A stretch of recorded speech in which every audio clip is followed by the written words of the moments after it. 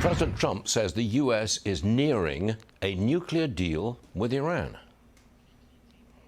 They can't have a nuclear weapon.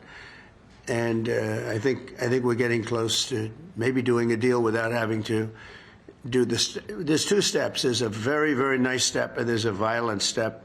The violence like people haven't seen before.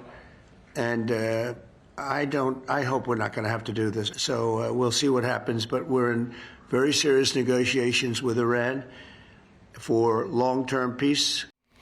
General Jack Keane joins us now. General, it doesn't seem like the president really wants a military attack on Iran. He doesn't seem to favor that at the moment, right? Well, no, it's obvious. I mean, he's entered into a diplomatic solution, but he's always threatened the use of military power. And I think what he was talking about there was step two.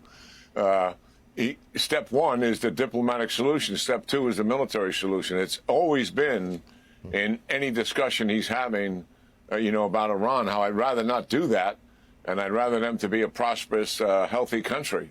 But they're going to have to come forward and give up enrichment. They have to give up the centrifuges. They have to give up the facilities that produce those centrifuges, and they have to dismantle those facilities. And also the president said they have to stop terrorism and they have to stop the proxy wars that they've been doing in the Middle East. There's a lot of substance in our side of the deal that Iran is likely not going to agree with. But they are masters at getting concessions out of Americans in negotiations.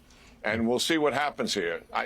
It's clear where the president wants to go, and I'm assuming his negotiators are going to stick with the toughness they have to have in dealing with the Iranians. Is there a rift with the Israelis here? Because the Israelis apparently want to take out Iran's nuclear facilities militarily.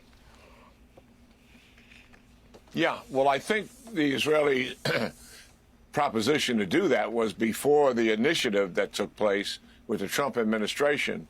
And based on what the Trump team has laid down, what I just mentioned as the ingredients for a deal, the Israelis agree with all of that.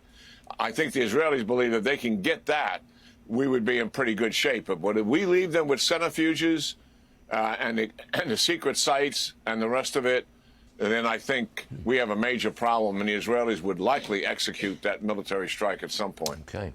Ukraine's president Zelensky, he's in Turkey, but he's not attending the peace talks in Istanbul. Neither is Putin. General, are they serious about ending this war? Well, I think Zelensky certainly is. I mean, his people want peace. He wants it. He's agreed to a 30-day ceasefire. He's agreed to the Russians to stay in place on the territory that they are occupying, but not to take more territory, which is a Russian request. It's obvious that Putin is not on the same page as Zelensky and the President of the United States. And this whole overture, let's talk directly and let's do it in Istanbul, Turkey. And then Zelensky and the President call his bluff and say, hey, we're ready to come and do it. And guess what? Putin doesn't show up, and he sends a low-level negotiator who has never been in any of the previous negotiations and was in charge of their cultural office at one time. So what a snub that is to the Ukrainians. Putin is not serious here, is what we're dealing with. And I think crippling sanctions by the Europeans, by the president, and certainly what is going on with the Senate. 52 out of 53 Republican senators signed up, over 70-something bipartisan senators signed up for tough sanctions on Russia. I think that is likely where we're going to be heading, and continued military assistance. President Trump lifted sanctions on Syria. He said he wants to give them a fighting chance. The executive director of the Syrian Emergency Task Force joined me earlier today. Listen to what he said about the recognizing Syria. With President Trump lifting the sanctions and opening up the door for American companies to develop Syrian natural resources and energy, he effectively closed the door on Russia. So I think we'll be seeing the Russians out, and we'll be seeing all of the Syrians, Christians, Muslims, Jews, prospering in a stable Syria. How important, General, is it that they get rid of that Russian base in Syria? It's a warm water port, as I understand it.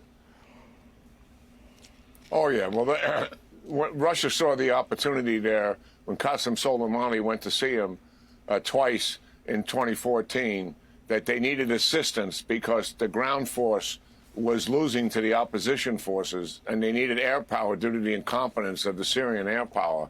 And Russians saw it as a huge opportunity, not just to help the Assad regime, but to gain a foothold is what you're talking about, air base and Navy base in the Middle East. And certainly they don't want to give that up, and they haven't given it up yet. It remains to be seen if that actually takes place as a result of normalizing relations with this new president of Syria. Got it. General Jack Keane, always a pleasure to have you on the show, General. Come back and see us again soon. Thanks very much, sir.